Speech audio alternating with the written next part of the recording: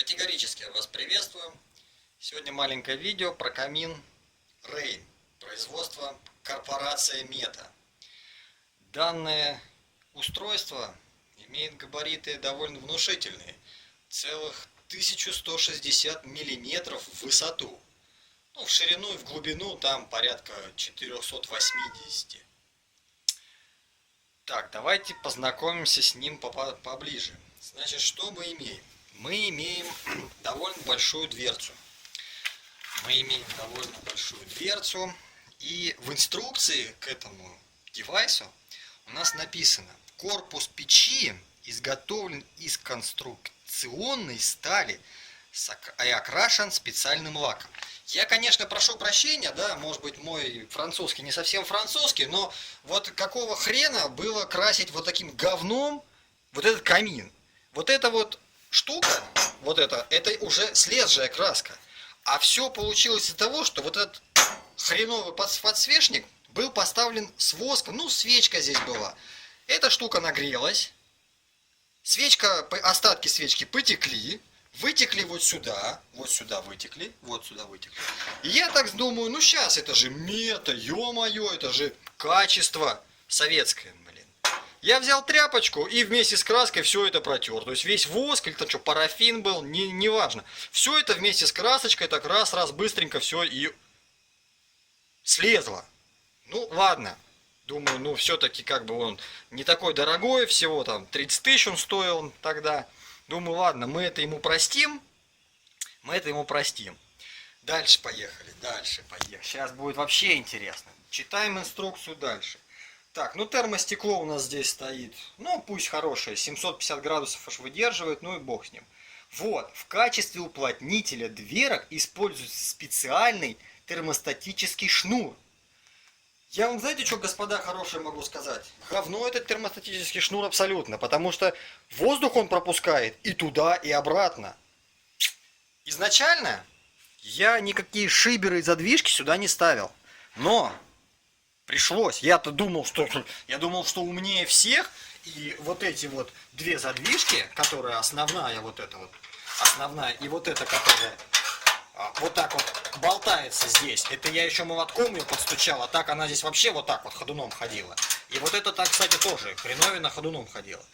Они предполагают полностью герметизацию всей камеры. То есть вот этот вот шнур у них там высокого качества. Ну-ка, где он? Вот он. Ну тут не видно. Во. Вот этот шнур высокого качества, который сифонит. Вот смотрите, видите тут? Все черное. Вот он, этот шнур клеится. Вот он здесь. Вот тут он сифонит. И вот тут он сифонит очень сильно.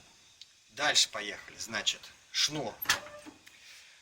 И не герметична нифига эта конструкция. Вот с этими задвижками, обе закрыты задвижки. И когда на улице сильный ветер, а труба-то у нас. Труба у нас эконом-вариант, она просто, кстати, диаметр 150 здесь. Она просто железка, она такая же железка, вон, уходит в стенку и там поднимается. Если интересно будет кому-нибудь, там, напишу или видео сниму. Не суть, сейчас не об этом.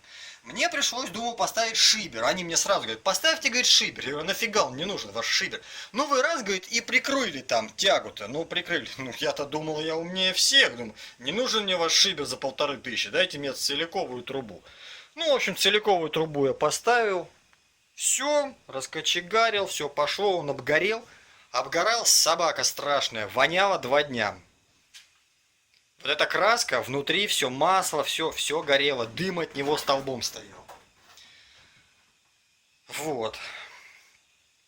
Значит, и я его разжег, он потух, все нормально. Я-то думал, сейчас задвижечки закрою, и все, и холодный-то воздух ко мне в дом-то не пойдет, у меня ж тепло здесь. Ага, не тут-то было. Вот из этих задвижек сифонило так сильно, и ладно бы бог с ним сифонило-то. Сифонит-то это фигня. Главное, гарью воняет в доме, вот этой вот сажей, противно воняет сажей в доме. И вот эти вот герметичные шнуром вот этим вот проложены, вот с этими задвижками. Ну, не знаю, может быть, у меня такой экземпляр попался, потому что есть у меня еще один экземпляр, это Meta Байкал 8. Там задвижки хорошие, там все, ребята, без вопросов, там все классно сделано, герметично, все так четко открывает, но здесь явно какой-то дядя Вася с бодунища вот это все приваривал. Ладно, поехали дальше.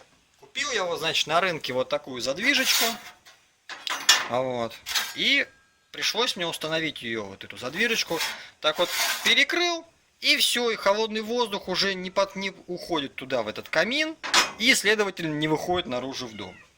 Поехали дальше. Но самое это чудо, что у нас? Для того, чтобы растопить это чудо техники, вот, мы открываем верхнюю задвижечку, ну вот это вот шибер, задвижка, не суть как называется. Здесь все в саже, ничего не видно, вообще ничего не видно. Ладно, бог бы с ним. Значит, мы берем бумажечку, вот так вот бумажечку сворачиваем, вот так вот бумажечку, делаем фитилечек, вот так вот сворачиваем фитилек, поджигаем, вот вон туда засовываем и ждем, открываем окошко, чтобы воздух-то вошел в дом, а то в доме давление меньше, а на улице давление больше, и холодный воздух затягивает по дымоходу внутрь дома, а не вытягивает его назад.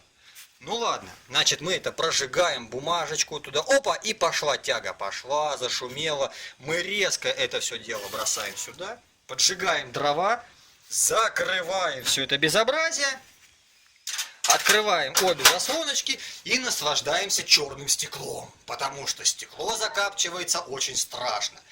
Мне еще в магазине предлагали, говорит, а вы, говорит, купите себе специальный гель, не гель, какая жидкость, да, и перчатка там такая, говорит, щетка. Вот, говорит, да всего, говорит, стоит 3000 рублей. Че вам, говорит, с камином-то не купить? Я говорю, ага, сейчас. Рассказываю ситуацию, все банально, очень просто. Значит, берем резиновые перчатки, обязательно нужно взять резиновые перчатки, потому что вот эта гадость, она въедается в пальцы так, что их потом просто отмыть очень-очень тяжело. Видите, какая гадость?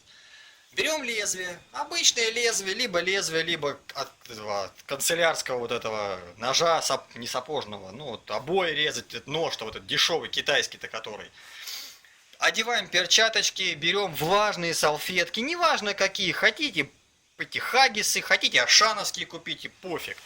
И это все салфеточкой влажненькой, значит, мы трем потихонечку, все увлажняем, потом берем это лезвие и лезвием просто это счищаем. Вот здесь даже осталось. Вот, видите? Во-во-во. Вот это было счищено лезвием. Очищается все классно, хватает на 3-4 топки. Потом вот такая же история. То есть вот эта вот функция, которая там у меня в инструкции написано, что поздравляем вас, вы купили супер изобретение, космические технологии. Ну, как оказалось, что космические технологии даже в космос ни разу не поднимались. Кстати, имеет он 10 киловатт, дом топит он, конечно, хорошо. Вот все его минусы давайте оставим, сейчас поговорим о плюсах. Дом он топит хорошо, вообще без вопросов. Дом 2 этажа, 88 квадратов, ну там за минусом уже перегородок там всех этих. Ну общая чистая площадь 88 квадратов. Прогревает и первый, и второй этаж, без вопросов. Обложил его еще кирпичиком вот так вот.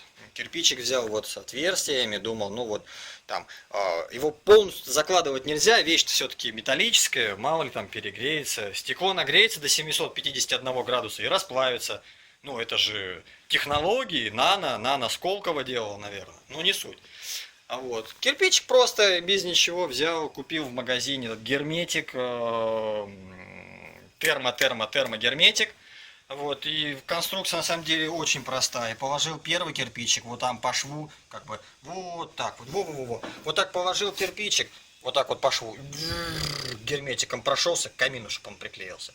Положил следующий кирпичик. Опять так же по такому же шву там. Опять прошел, опять положил. И вот они там лежат, и здесь вот герметиком. Вот так вот я герметиком сделал. Ну, в общем, уже сколько-то времени прошло. Несколько там, полгода, наверное. Никаких проблем. То есть все держится, все, ничего не отваливается, ничего не липнет. Ну, вот в двух словах как-то так. Вообще, конечно, довольно-таки симпатичная конструкция и честно больше добавить нечего. Ну, в общем, как-то так. Всем спасибо, всем удачи и пока.